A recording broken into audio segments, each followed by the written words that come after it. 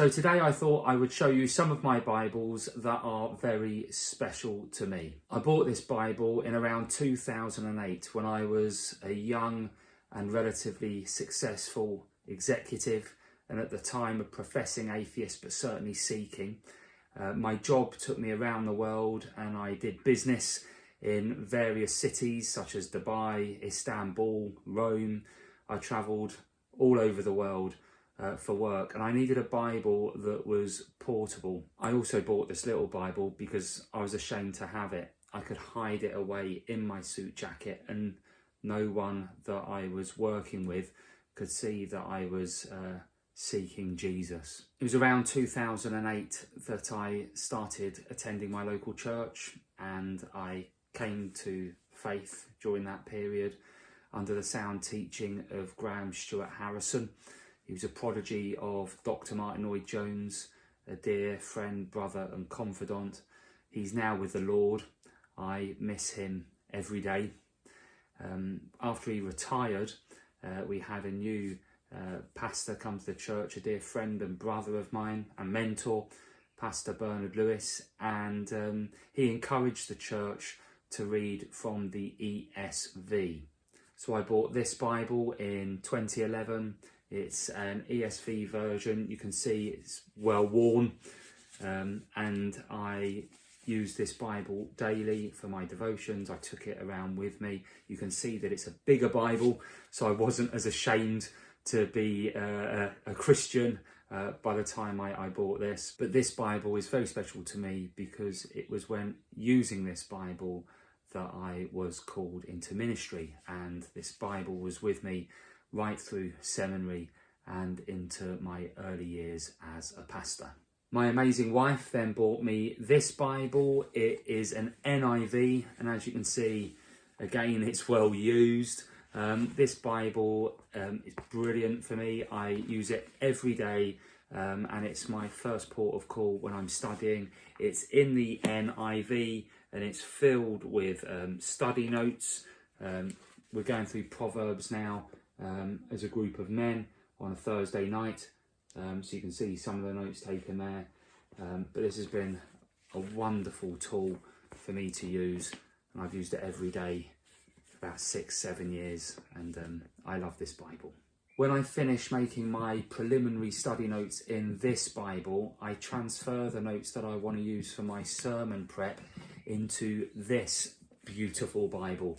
This is the Cambridge ESV wide margin Bible with goatskin leather, and I transfer the notes in here with a note-taking system that I use, and the whole idea is that I've kept it nice so I can hand it to my children at the end of my ministry.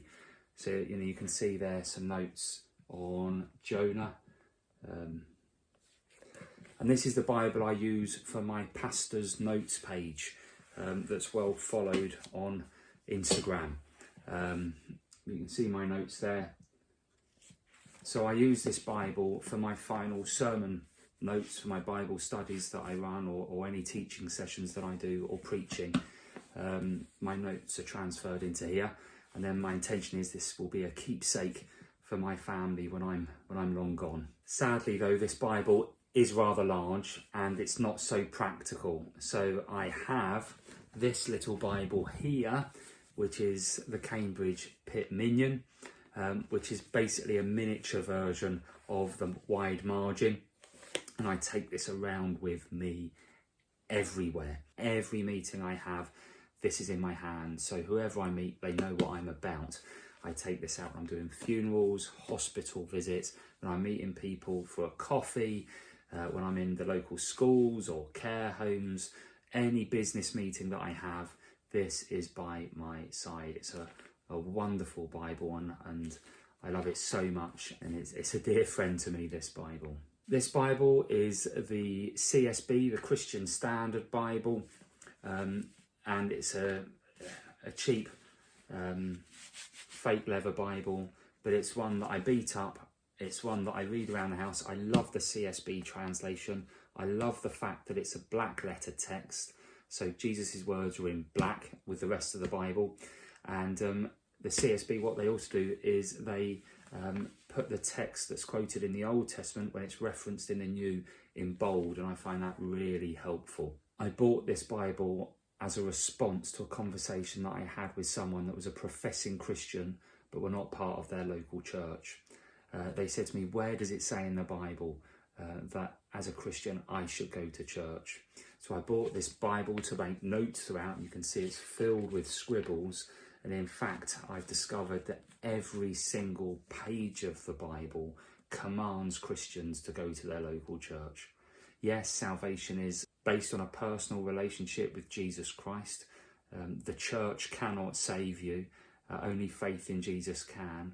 But everywhere in the Bible, when anyone has that personal faith in Jesus Christ, in the promised Messiah, that faith is always expressed corporately through a local body of believers. Saying you're a Christian and not being a regular attendee of your local church, not being involved in the weekly service of God's kingdom, is totally alien to what the Bible teaches. And I've got a series of that online called Grace Gathers, where I'm working through the whole Bible, sharing my findings so that you can see for yourself that professing Christians go to church.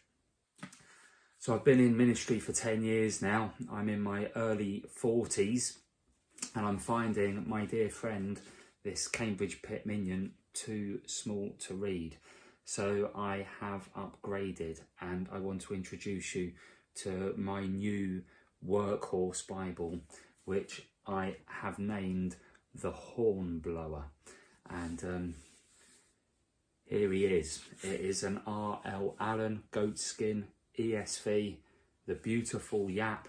It was printed in the Netherlands by Royal Youngblood and bound in Oxford, England. And it's a beautiful 10-point font, so I can read it comfortably in the pulpit and when I'm preaching and teaching. And it's still small enough for me to carry practically. I've called it the Hornblower for a number of reasons. Firstly, through it I'm going to preach the gospel. You will hear the trumpet sound through the words of this book. Secondly, it is royal navy blue and red and white. And as you all know, Hornblower is a famous fictional Navy captain. I've also bought this in honour of my son, who is serving in the Royal Navy. So my prayer is, as I use this beautiful Bible until it's as worn out as the other ones you've seen, that many people will come under the sound of the gospel, will hear the love that God has for them in Jesus Christ, that they will repent of their sins and begin a fresh new resurrection life following King Jesus.